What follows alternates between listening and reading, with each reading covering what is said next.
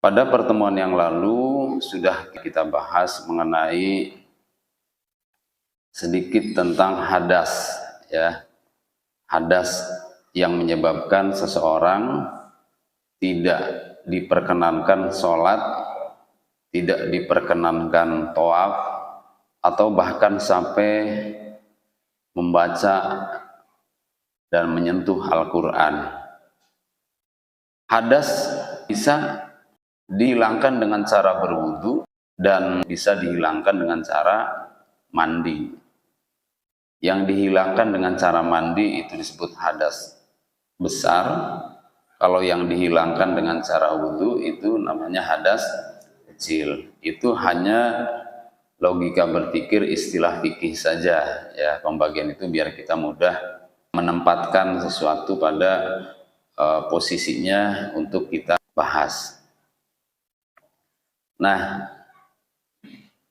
yang menyebabkan hadas besar yang sudah kita bahas diantaranya adalah bila kita mimpi keluar mani, ya, mimpi keluar mani, maninya keluar.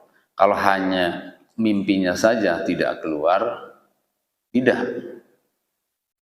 Atau mungkin lebih tepatnya keluar mani gitu aja, nggak usah pakai mimpi. Keluar mani baik lewat mimpi atau disengaja, itu menyebabkan harus mandi apabila mau melaksanakan sholat. Nah, makanya disebutnya itu hadas besar. Yang kedua yang menyebabkan hadas besar yaitu wanita haid. Wanita kalau sudah suci, maka wajib baginya mandi untuk sahnya sholat. Yang ketiganya adalah wanita nifas.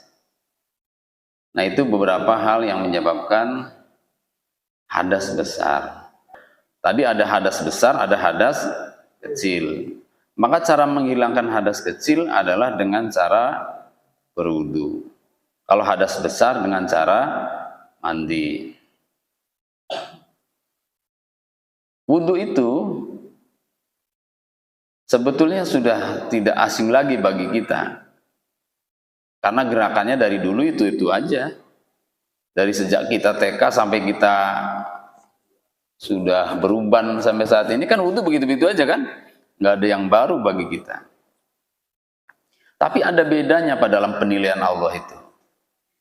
Dalam penilaian Allah tuh ada bedanya pasti. Yang mendapat nilai tinggi di sisi Allah adalah manakala saat memulainya penuh dengan ikhlas, tujuannya karena Allah. Kemudian saat berwudu, dia bukan hanya melakukan gerakan-gerakan yang disyariatkan, yang dipraktikkan dalam syariat, tapi mampu menyentuh hati saat dia membersihkan anggota-anggota wudu itu. Nah, mungkin kita bedanya di sini. Gerakannya sama, tapi nilainya beda. Gerakannya sama, tapi kenapa nilainya beda? Termasuk sholat, Pak. Termasuk kurban. Jadi setiap kita punya nilai yang berbeda. Antara miskin dan kaya, sedekahnya sama, nilainya beda. Sama-sama dapat 27 derajat ketika sholat berjamaah. Itu lipatannya antara orang alim dan orang awam berbeda. Bukan lipatannya, nilainya. Lipatannya sama. Sama-sama dapat 27 lipatan derajat. Tapi yang dilipatkan itu ada yang dari 10, ada yang dari 7, ada yang dari 6, tergantung dia bernilai berapa sholatnya. Nah, bagi orang yang punya semangat beragama, pasti ingin mengejar nilai terbaik. Tidak santai-santai saja. Harus punya rasa cemburu. Kalau tidak rasa cemburu, itu pertanda kita agamanya nggak meningkat. Orang yang agamanya meningkat itu punya rasa cemburu. Nah, begitu juga dalam setiap gerakan ibadah, termasuk tadi wudu dan nanti sholat. Kita bicara wudu dulu, karena wudu ini bagian dari syarat sahnya sholat Yang satu tertera dalam Al-Quran, ya. Yang kedua, dalam teori kebersihan, wudhu menjadi sangat bernilai di sisi Allah dan di hadapan manusia pada umumnya. Jadi kalau agama lain misalnya jarang bebersih, jarang membasuh, tapi kalau agama Islam minimal bisa 5 kali dalam sehari. Ya, ada juga sih yang nggak batal di sholat kedua akhirnya nggak wudhu, tapi itu jarang. Umumnya kita setiap mau sholat berwudhu. Ya. Maka oleh karena itu wudhu harus kita perhatikan baik-baik dari mulai gerakan pertama. Ya. Pertama kita ketahui itu rukun wudhu dulu. Rukun wudhu itu ada berapa? Rukun itu adalah sesuatu yang wajib dikerjakan saat berwudhu.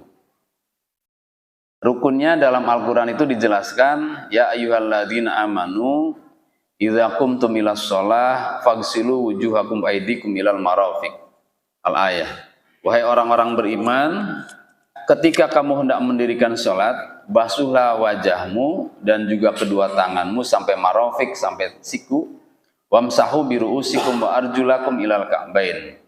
Juga usap kepalamu dan juga 2 kaki sampai mata kakinya. Al-Maidah ayat 6. Sehingga kalau kita analisa atau kita seleksi di ayat itu, maka terdiri dari 4 perbuatan. Yang pertama membasuh wajah, yang kedua membasuh kedua tangan, yang ketiganya mengusap kepala, yang keempatnya adalah membasuh kedua kaki. Itu yang disebut rukun wudhu. Jadi tidak boleh kita mengabaikan, meninggalkan, baik itu disengaja ya ataupun tidak disengaja. Kalau tidak disengaja ketahuan ya diulang, berarti saat itu wudhunya nggak sah, batal. Jadi 4 ini tertera dalam Al-Quran secara eksplisit, perintahnya jelas. Kalau kamu akan sholat, akan mendirikan sholat, maka basuh mukamu, basuh wajahmu, lalu kedua tanganmu sampai siku, kemudian usap kepala, dan juga basuhlah kedua kaki sampai mata kaki. 4 berarti Pak. Ada sabda Nabi yang mengatakan begini, innamal a'malu binniyat wa innamal likulli imri'in ma nawa. Sesungguhnya sahnya amal itu adalah tergantung niat. Ya. Wa innamal likulli imri'in ma nawa. Dan segala sesuatu itu tergantung niatnya. Jadi sahnya amal tergantung niat dan segala sesuatu itu tergantung dari niatnya. Maka dari hadis ini memiliki makna atau dampak kepada rukun wudhu bahwa niat adalah bagian yang harus dikerjakan saat berwudhu, tidak boleh ketinggalan. Maka bertambah jadi 5 yang tadinya 4. Ditambah lagi 1 lagi kata Nabi, ibda'u bima bada Allah. Mulailah kamu dari apa yang Allah mulai. Jadi kalau Allah mulainya dari A berakhir D, A, B, C, D, nah kita disuruh memulai dari A berakhir di D. Kalau kita mulainya dari C, ngacak, itu tidak sesuai dengan sabda Nabi, suruh memulai seperti Allah mulai. Allah mulainya dari mana dulu? Wajah dulu apa tangan dulu? Nah di sini mulainya dari wajah dulu. Maka tidak sah kalau berwudu tangan dulu, kaki dulu, baru wajah. Ya, karena tidak sesuai urutan yang Allah tertibkan di sini. Maka kemudian rukun wudu yang ke-6-nya adalah tertib. Ya, ada nggak yang menurut Bapak nih apa disebutnya diabaikan oleh masyarakat umat Islam, terutama anak-anak remaja yang nggak tahu tentang ini? Di sebelah mana, di poin mana? Sudah apa namanya, sudah alim semua, sudah lancar semua, nggak ada masalah? Iya, nggak ada ya? Nggak ada? Nggak pernah memperhatikan? Nggak? Iya. Kalau ibu-ibu kebanyakan Pak, bukan kebanyakan, banyak ibu-ibu yang kalau wudhu itu apa namanya ini, lengan bajunya karena sempit cuma segini tuh, basuh tangannya enggak sampai siku, padahal perintah Allahnya basuh tanganmu sampai siku. Nah kalau Bapak perhatikan itu jadi ilmu tuh. Ingatkan mereka, Bu, basuh tangan saat berwudu harus sampai siku. Ada firman Allahnya. Makanya kata Allah, wa aidikum ilal marafiq, dan basuh kedua tanganmu sampai siku. Berarti di situ ada masalah, Pak. Belum lagi, Pak, belum lagi. Namanya saya kan termasuknya pengamat juga. Airnya mati, Pak. Apa namanya, pumpnya atau apa, mesin airnya tinggal dikit, ada tuh di keran netes. Saya perhatikan tuh anak SMA berwudu asal-asalan. Asal-asalan. Yang penting wudu gitu, yang penting ada gerakan wudunya, padahal itu tidak memenuhi syarat berwudu. Kenapa bisa melakukan seperti itu? Karena tidak serius ngajinya, bahkan tidak pernah ngaji mungkin dalam bab ini. Kalau orang-orang kampung sangat serius sekali, bahkan sebelum berwudu itu airnya dipastikan, air ini mustakmal tidak, air ini mutanajis tidak, dua kulah apa tidak. Nah begitu, sampai diperhatikan benar-benar. Sehingga dulu itu kalau wudu harus hati-hati pakai yang namanya padasan. Ini bapak-bapak yang tua-tua ini pasti paham padasan. Ya, padasan itu gentong, ada lubangnya, yang sumpelnya pakai sendal. Pakai sendal disisir kecil ya, sumpel. Itu karena pengen wudunya jangan sampai percikan air yang setelah digunakan wudu kemudian masuk ke dalam ember. Kalau pakai ember, nah karena pakai padasan maka tidak dipastikan masuk kembali ke air padasan sehingga air itu menjadi mustakmal. Itu sampai begitunya karena memang ngaji. Nah kalau nggak ngaji ya salah-salah. Ya, itu bedanya. Kualitas beribadah itu biasanya ditentukan oleh pengetahuan. Nggak ada pengetahuan ya salah-salah. Ya, jadi sekali lagi tujuan kita ngaji satu adalah mengingatkan, terutama saya, ya mengingatkan diri sendiri. Yang kedua mengingatkan orang lain. Yuk, kita jangan hanya ingin selamat sendiri, ingin masuk surga sendiri, orang lain dibiarin. Orang lain juga harus menjadi target kita masuk surga. Karena nabinya senang kalau umatnya masuk surga. Jangan dimarah-marahin, jangan disalah-salahin, itu namanya dijauhkan dari surga. Diingetin aja. Ya, ngingetinnya dengan cara yang baik, jangan cara yang kurang dewasa atau kurang bijaksana. Cara ngingetin yang baik tuh diajak ngaji. Diajak ngaji tuh tanpa disadari dia itu telah berusaha mengingatkan orang dari tidak benar menjadi benar. Sebab kalau disampaikan langsung oleh mulut kita, biasanya tuh yang dikasih nasihat suka sok tua, sok pinter, atau sok apa lagi, sok kaya, sok pribumi, kan bisa jadi ya. Iya, apalagi yang nasihatin anak kecil, anaknya sendiri. Nah, ego kita manusia itu selaku bapak kadang begitu, selaku orang kaya seperti itu.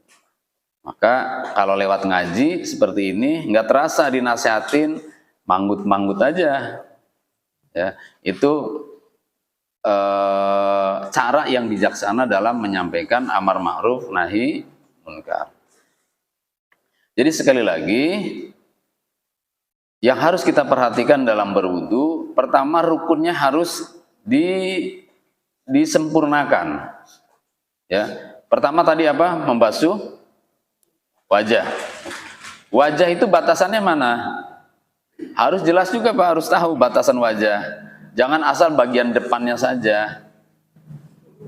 Ya, Mana bagian wajah batasannya? Yaitu dari batas mulai tumbuhnya rambut sampai ke samping kepala sampai ke dagu, itu wajah. Jadi kalau basuh wajah harus kebasuh semua. Ya. Lalu tangan tadi, kedua tangan mulainya dari mana membasuh tangan? Dari sikut atau dari jari? Ayo. Nah, begitu tuh kan, kadang suka menjadi, makanya tadi dari awal saya begini, apakah sudah tidak ada masalah, apa masih ada masalah? Dalam pemahaman maksudnya, Pak. Ternyata masih ada masalah, yaitu kadang melihat perbedaan di antara kita saat berwudu. Apalagi kalau yang dilihat wudunya upin-ipin, basuh kepala yang dibasuh ini gitu. Ya kan, tidak. Nah, jadi apa tadi? Batasan basuh tangan dari mana dulu, kan begitu ya? Nah, soalnya di YouTube itu banyak Pak beredar dari orang pinter atau orang yang pas-pasan, dari yang bertanggung jawab atau yang tidak bertanggung jawab, menyampaikan ilmu yang dianggap menurut mereka benar. Ya saya kan juga merasa benar, kalau nggak merasa benar mana mungkin menyampaikan. Tapi bisa jadi kan saya salah. Ya, belum tentu benar juga. Tapi paling tidak kalau punya guru dari ini itu ada pertanggungjawabannya. Jadi Allah menyuruh kita basuh tanganmu sampai siku. Siku apa sikut sih? Sikut. Bukan siku. Iya, kalau saya nyebutnya sikut. Benar ya, sikut ya? Saya kadang canggung mau nyebut sikut apa siku. Sikut ya? Iya, sikut ini, Pak. Dalam firman Allahnya begini, wa aidiyakum ilal marafiq, basuhlah kedua tanganmu sampai sikutnya. Sampai sikut, berarti mulainya dari mana? Iya, ada yang memahami karena sampai sikut berarti mulainya dari ujung jari, berakhir di sikut. Tapi masalahnya ayat ini tidak mengatakan dari ujung jari. Tahu-tahu kalimatnya sampai sikut. Ada nggak kalimat dari ujung jarinya? Nggak ada, berarti bukan itu, Pak. Bukan itu pemahamannya. Berarti bisa jadi bukan itu.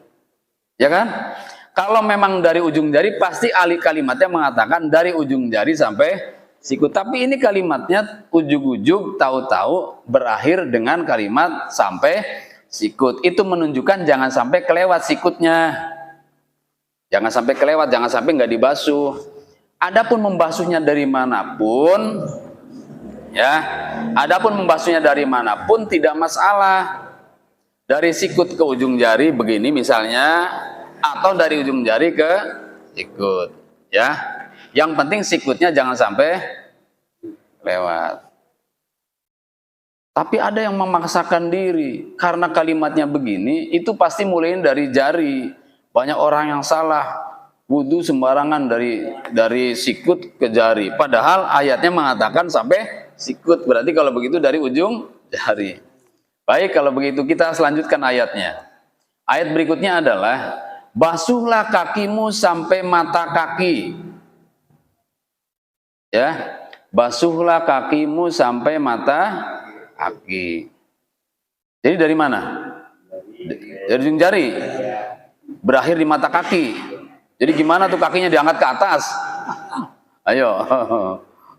Ya kan? Kalimatnya sama nggak? Maksudnya mata kakinya jangan sampai nggak dibasuh. Maksudnya begitu. Yang lebih bijaksana seperti itu, Bu. Tapi nggak ada masalah berpendapat seperti itu juga nggak apa-apa. Tapi merepotkan diri sendiri. Sehingga kalau berwudu pasti, mohon maaf nih, ya saya praktekin. Kalau memahaminya dari ujung jari berakhir di mata kaki, berarti wudunya begini, Pak. Tuh, set gitu kan, berakhir di sini kan ya? Kan susah. Harus ke atas kakinya. Berarti kalau begitu belum bisa diterima pendapat tadi, ya. Karena kalau berpendapat harus adil. Kalau yang di atas maknanya begitu, di bawah juga seperti itu. Nah, maka yang adil, yang bijaksana atau yang tidak merepotkan adalah bahwa makna dari perintah itu jangan sampai kelewat, jangan sampai ngirit, basuh kaki hanya bagian ininya saja, nggak sampai ke atas. Bahkan yang terbaik tuh sampai ke betis, basuh kaki itu. Ya, sampai ke betis, sampai ke atas itu tandanya tidak pelit, apalagi Indonesia banyak air. Kalau orang Arab mengirit air wajar karena sumurnya jarang. Ya dulu, tapi sekarang sih udah suling air laut udah mudah ya, canggihan teknologi. Nah, kalau zaman dulu satu RT satu sumur, udah gitu kalau malam nggak ada lampu, jalanannya becek, yang tua-tua pasti ngalamin nih. Saya aja ngalamin, satu sumur satu RT kan? Iya. Jadi akhirnya apa? Inisiatif terbaiknya sebelum maghrib, bapaknya ambil ember, bawa di rumah buat persiapan kalau malam pengen pipis atau batal wudhu. Ya, seperti itu. Maka kadang saking ngiritnya, pelan-pelan wudhunya, dikit-dikit wudhunya, jangan sampai boros. Nah, saking ngiritnya, tuh sikut nggak kebasuh, mata kaki nggak kebasuh. Nah, seperti itu. Maka diingatkan, jangan sampai nggak kebasuh. Nah, problem lagi, Pak, ketika wudhu di pesawat.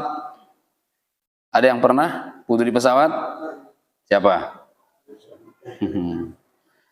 Ada yang berpendapat kalau di pesawat tayamum aja, nggak usah wudhu, karena nggak boleh wudhu, nggak boleh pakai air pemborosan yang mengakibatkan pesawatnya nanti bisa terganggu oleh banyaknya air. Jadi dibatasi airnya. Akhirnya tidak usah berwudhu tapi pakai tayamum. Padahal tayamum itu syarat sahnya adalah atau rukunnya adalah satu, harus menggunakan debu. Debunya tuh harus ada, jelas, Pak. Di pesawat kira-kira ada debu nggak? Ya terserah, mau mengatakan ada silakan, mau mengatakan nggak ada juga silakan. Yang penting kita berdasarkan fakta. Kalau kita sering melihat di pesawat rajin dipelap, divakum, kemungkinannya ada nggak debu. Kalau dipastikan kemungkinan nggak ada debu, berarti nggak sah tayamum, Pak, situ. Ya kan? Tapi bagi yang meyakini ada debu ya sah. Maka tergantung kita meyakini apa enggak. Saya bukan memaksakan harus yakin, bukan. Jadi yang meyakini ada debu berarti tayamumnya sah. Tapi bagi yang meyakini tidak ada debu berarti nggak sah tayamumnya. Kalau nggak sah tayamumnya berarti nggak usah tayamum. Bagaimana caranya biar nggak tayamum? Ya berwudu tetap. Wudunya bagaimana? Nah, sekarang itu ada yang praktis, pakai gelas air mineral, ditancebin. Dia kayak gitu tuh, ya kayak gini. Ya, nah, tancebin, lalu di sini digelar handuk kecil. Yang penting mengalir airnya, mengalir itu ya. Begitu mengalir, nah, jadi yang penting ada mengalirnya, semua kena air udah termasuk itu definisi membasuh. Begitu juga tangan. So, tangan digosor begitu sampai sini, begitu segera dibasahi semua. Nah, itu salah satu cara disebutnya mengatasi kesulitan dalam berwudu, air yang sedikit dan kemadorotan yang ada saat itu. Jadi tayamum dianggap menurut kita enggak sah karena enggak ada debu, wudu enggak boleh banyak-banyak, enggak seperti di musola. Ya begitu caranya. Tapi sebetulnya Nabi tidak pernah mencontohkan sholat di pesawat. Bukan di pesawat saja, maksudnya di kendaraan. Sholat wajib Nabi tidak pernah ada hadis yang mengatakan Nabi sholat di kendaraan sholat fardu. Yang ada Nabi sholat di kendaraannya sholat sunnah. Maka kalau sholat di kendaraan itu hasil ijtihad, Pak. Hasil ijtihad ulama kontemporer, termasuk MUI. Tapi bagi orang yang kekeh itu teguh pendirian dengan pendapat ulama dulu dan berdasarkan hadisnya tidak ada, nggak pusing, nggak usah mikirin tayamum, nggak usah mikirin wudu karena nggak sholat. Ya, sholatnya nanti kalau sudah sampai. Tapi mana bisa dijamin kita umurnya memang bisa sampai, bisa dipastikan sampai umur kita? Kan enggak. Nah, maka bagi siapa yang khawatir tidak sampai usianya, maka sholat tersebut oleh ulama fikih disebut sholat lihurmatil wakti. Sholat hanya untuk menghormati waktu. Maka yang penting sholat. Pakaiannya tidak suci nggak mengapa. Kondisi wudhunya nggak memungkinkan nggak apa-apa. Bagi kita yang mengerjakannya, bagi orang yang mengerjakannya, lalu tidak ada usia setelah sampai di tempat, musibah, tragedi atau apa namanya, maka kita termasuk orang yang tidak punya hutang sholat. Ya, nah itu. Tapi kalau sudah sampai masih ada umur, nah sholat yang tadi dianggapnya sholat yang perlu diulang. Tuh. Jadi walaupun pembahasannya wudhu, tapi karena wudhu kaitannya dengan sholat. Jadi sekali lagi, untuk memahami permasalahan atau problematika dalam ibadah, itu dimulai dari bagaimana teks ayatnya, kemudian didukung bagaimana teks hadisnya, lalu bagaimana praktek para ulamanya yang mengikuti para sahabat dan sahabat mengikuti Nabi. Ya, jadi kalau begitu kesimpulannya, kalau berwudu, pertama basuh wajah, yang kedua basuh kedua tangan, jangan sampai lupa sikutnya juga harus basuh. Yang ketiganya kepala diusap, bukan dibasuh. Tapi kalau dibasuh nggak ada masalah. Diusap itu seperti apa? Diusap itu di apa ya? Jadi tangannya basah, diusapkan ke kepala, itu namanya diusap, disapu. Ya, tapi kepala yang diusap. Nah, sehingga ada orang yang berpendapat, ada ulama yang berpendapat harus kena kulit kepalanya, keusap, tangan tuh masuk. Ada ulama yang berpendapat yang penting batasan kepala. Kepala tuh batasnya mana? Kepala tuh batasnya batas tumbuhnya rambut tuh disebut kepala. Dari sini ya, tuh situ. Nah, ini kepala. Sehingga kalau rambutnya panjang nih, lalu kita yang diusap rambut yang di luar batas kepala, itu tidak disebut mengusap kepala. Tapi kalau rambut yang diusap adalah rambut yang di atas lingkaran kepala, itu sudah termasuk mengusap kepala. Itu pemahaman saja, Pak. Tinggal Bapak cocoknya kemana. Ya. Jadi kalimatnya apa tadi? Wamsahu biru'usikum. Usap kepalamu. Coba Bapak memahami gimana?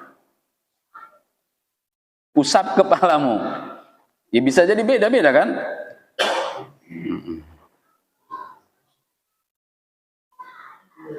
Kalau Imam Malik semua Pak, semua kepala diusap. Sehingga kalau wudhu itu wajib bagi beliau, mereka mazhab apa? Malik itu kena semua, diusap semua. Karena yang namanya kepala tuh nggak boleh sebagian. Yang namanya kepala tuh semua. Tapi kalau mazhab Syafi'i, Imam Syafi'i cukup sebagiannya saja. Karena di sini ada bi, wamsahu biru'usikum, ada bi. Nah, bi itu menunjukkan makna sebagian. Sama dengan ba'di. Ya, sehingga menurut pendapat beliau, walaupun hanya sedikit, ya, yang penting kepala. Ada nggak permasalahan di sini, Pak? Coba Bapak amati, ada nggak permasalahan di sini?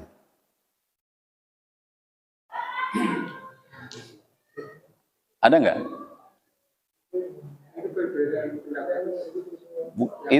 Enggak, permasalahan di kita, di lingkungan kita. Bapak nggak pernah ngamati ya? Saya ngamati. Ada ibu-ibu yang jilbabnya diusap. Jilbabnya Pak diusap gitu. Jadi malas buka hijabnya ya. Malas buka hijabnya, akhirnya wudhunya begitu muka diusap jilbabnya. Jadi termasuk dalam definisi ini enggak? Masuk dalam pengertian mengusap kepala nggak? Ya menurut dia iya. Menurut dia iya, kepala ini Pak. Makanya saya usap kepalanya. Nah, itulah pentingnya kita memahami teks. Jadi kalau keluar dari teks, ya anggap saja itu tidak sah, jangan ikut-ikutan. Ya. Kalau udah kasih tahu masih begitu aja, ya tinggal apa namanya? Suruh nunjukin aja dalilnya, dia pakai dalil apa. Jadi ada permasalahan seperti itu. Kalau yang tadi saya anggap permasalahan banyak itu Pak, yang bajunya sempit tuh ibu banyak, yang nggak sampai sini tuh banyak. Berwudu seperti itu. Menurut Bapak ini penting nggak?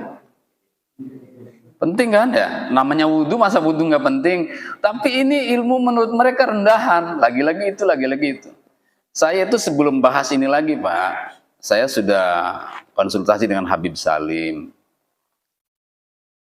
Beliau mengatakan begini, Ustadz, kayaknya jamaah walaupun ngajinya sudah ke Ihya, nanyanya bab sholat mulu.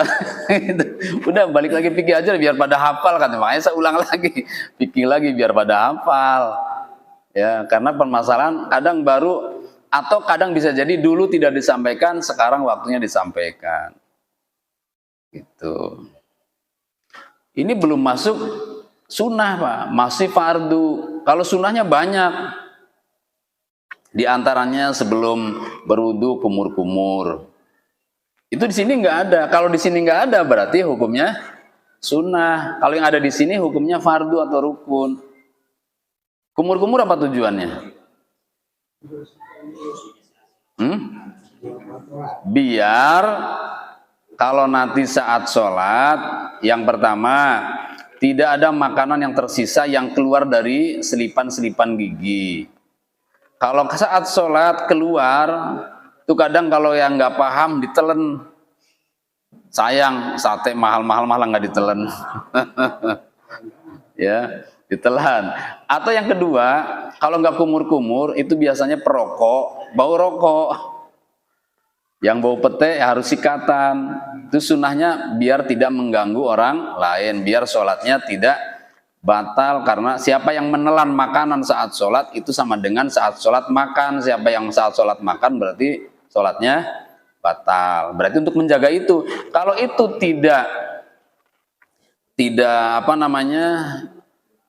membuat permasalahan di situ, maka kumur-kumur nggak ada masalah. Ya. Lalu nanti ada istinsyak. Apa istinsyak itu? Mengisap air dari hidung, bukan jari dimasukin ke hidung, bukan, tapi ambil air disedot, lalu kemudian istismar itu dikeluarkan lagi dengan apa namanya, dengan tenaga gitu. Jadi disedot baru nah namanya istinsyak kalau masukinnya, kalau mengeluarinya namanya istismar. Itu dua-duanya sunnah. Tujuannya apa? Biar sehat, biar enggak pilekan, biar ingusnya pada keluar bersih. Jangan lagi sholat serapat seruput mulu, kan ganggu. Nah biasanya sebelum nyedot pasti dikeluarin dulu kan. Tapi kalau enggak konsentrasi ke nyedot, enggak bakal dikeluarin. Ya. Nah biar sholatnya tenang, jangan sholat terganggu, ada dahak, ada ingus, ya. Nah begitu.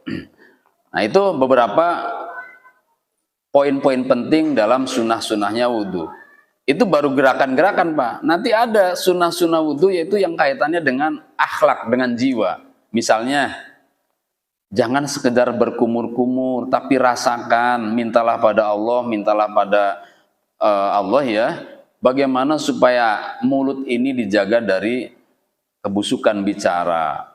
Ya, dari kata-kata yang songong, yang menyakiti. Ya Allah, aku cuci mulut ini dari kotoran-kotoran dohir.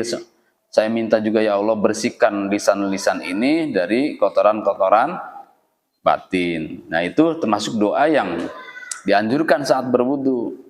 Itu walaupun tidak ada hadisnya, tapi karena anjuran doa di mana saja bisa ditempatkan, maka para ulama salaf kita banyak berdoa saat berwudu. Bukan hanya nawaitul wudu alirafil hadasil asgor, tapi bagaimana saat membasuh muka, dia juga meminta agar wajah ini dijernihkan pandangannya, jangan hobinya melihat yang dosa, yang maksiat, yang kotor-kotor. Nah, sampai sini dulu. Barangkali ada yang mau tanyakan, silakan. Ya. Kalau kita itu kecil itu maksudnya celana panjang itu kecil ya, Najis, air kencing. Iya. Kemudian kita siram saja bagian yang apa masih bisa dihubungnya. Yang disiram aja itu. Ya, nggak suci makanya. Iya. Perintahnya adalah perintah bersuci atau mensucikan hadas maupun najis. Kalimatnya adalah fagsilu, basuhlah. Tinggal definisi membasuh itu apa? Memercikan air, menyiramkan air, atau mengusapkan air. Menurut Bapak gimana? Mencuci itu bagaimana definisinya? Ucek, walaupun tanpa air. Jadi yang dimaksud membasuh itu mengalirkan air. Kalau tidak mengalirkan air namanya mengusap. Ya. Jadi kalau berwudu nih, ambil tangannya basah lalu gosok-gosok, itu namanya bukan membasuh. Itu namanya mengusap. Yang namanya membasuh itu ambil airnya, tuh kena dapat, lalu disiramkan, itu namanya membasuh. Begitu juga membasuh najis, bukan mengusap najis. Jadi najis itu nggak bersih kalau dipel, Pak. Kalau hanya dipel najis nggak bersih. Harusnya dia apa? Disiramkan air. Nah, masalahnya kadang najisnya di sini nih. Coba gimana caranya? Najisnya di sini nih. Ada anak kecil misalnya ngompol atau anak kecil muntah, kan najis. Ya. Nah, itu susah, udah panjang. Jadi nggak cukup dilap, Pak. Pertamanya dilap, dibersihkan pakai tisu. Tapi harus ada disiramnya. Pertanda itu untuk mengalirkan air. Ya walaupun hanya seluang itu, yang penting kita sudah bermaksud menyiramkan air. Ditahan atau dikasih lap di bawahnya agar tidak kemana-mana, sehingga basahnya nanti kembali ke lap paling bawah. Ini cara saja. Begitu juga ketika berwudu, ketika pipis, lalu pipisnya mercik ke celana, maka tidak sah hanya begini. Ambil air basah terus gini-gini, enggak sah, itu air najisnya masih ada. Masih ada. Yang benar itu adalah ini celananya, ini najisnya, dah kucur. Nah, gitu. Udah selesai tuh najisnya hilang. Enggak harus cuci semua. Ya, karena cuci semua, basah semua, sholatnya nantinya udah gitu di rest area lagi. Berbasah-basahan sholat, enggak nyaman. Ada lagi? Kenapa?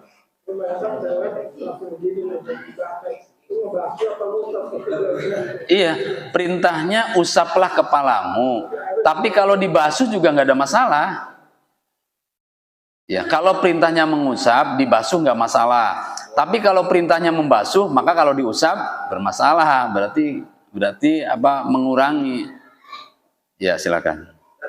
Kalau misalnya kita ketemu situasi ketika misalnya di perjalanan gitu nggak ada toilet, terus kita kan kayak misalnya di jalan gitu kadang buang air kecil di kebun apa di apa gitu, tuh untuk bersihin temboknya gimana tata? Oh iya. Kalau selain juga nggak ada air gitu loh. Iya. Ada yang disebut namanya istinja. Istinja itu yaitu bebersih. Bahkan bukan alternatif tapi pilihan. Boleh pakai air, boleh pakai batu. Bukan kalau nggak ada air harus pakai batu, bukan. Tapi boleh pakai air, boleh pakai batu. Kalau batu kan kurang sopan dan sangat kasar, maka diganti tisu. Sah, Pak. Walaupun ada air, nggak apa-apa, sah pakai tisu. Yang penting nggak mercik kemana-mana. Kalau mercik kemana-mana nggak sah pakai tisu. misalnya nih, kena paha air kencingnya, maka nggak sah itu paha dilap pakai tisu. Yang sah itu karena nabinya mengajarkan istinja dengan batu, maka itu hanya seputar wilayah kepala apa bocah. Nah itu dilap pakai tisu sah. Yang basah apa yang kering? Jangan yang basah, yang kering, karena batunya maksudnya batu kering. Maka pakai daun nggak boleh. Daun itu kan basah, kecuali daunnya daun kering yang menyerap. Jadi begitu. Kalau nggak ada air pakai tisu. Maka yang lebih, kalau menurut saya yang lebih nyaman pakai tisu, Pak. Karena kalau pakai air berantakan kemana-mana, kena celana. Ya, kalau dalam posisi seperti itu.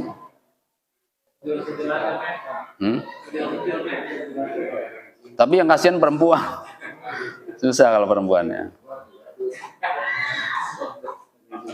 Begitu, Pak. Cukup? Baik, mudah-mudahan Allah Subhanahu wa taala memberkahi kita dengan ilmu dan amal soleh, memberikan kemampuan untuk meningkatkan ibadah, dan dijadikannya kita, anak istri kita serta keturunan kita menjadi hamba-hamba Allah yang soleh solehah, serta pada akhirnya dalam wafatnya kita semoga Allah wafatkan dalam badan husnul khatimah. Bismillahirrahmanirrahim. Alhamdulillahirabbil alamin. Wassalatu wassalamu ala sayyidina Muhammadin wa ala alihi washabihi ajmain. Allahumma wafiq imanan bi taufiqik wa aid bi ta'yidik. Allahumma wafiqna lima tuhibbu wa tarda wa ja'al amalana fi ridha wa inna lil muridina wa dunyana bi rahmatika arhamar rahimin. Sallallahu ala sayyidina Muhammad wa alihi wasallam. Alhamdulillahirabbil alamin. Assalamualaikum warahmatullahi wabarakatuh.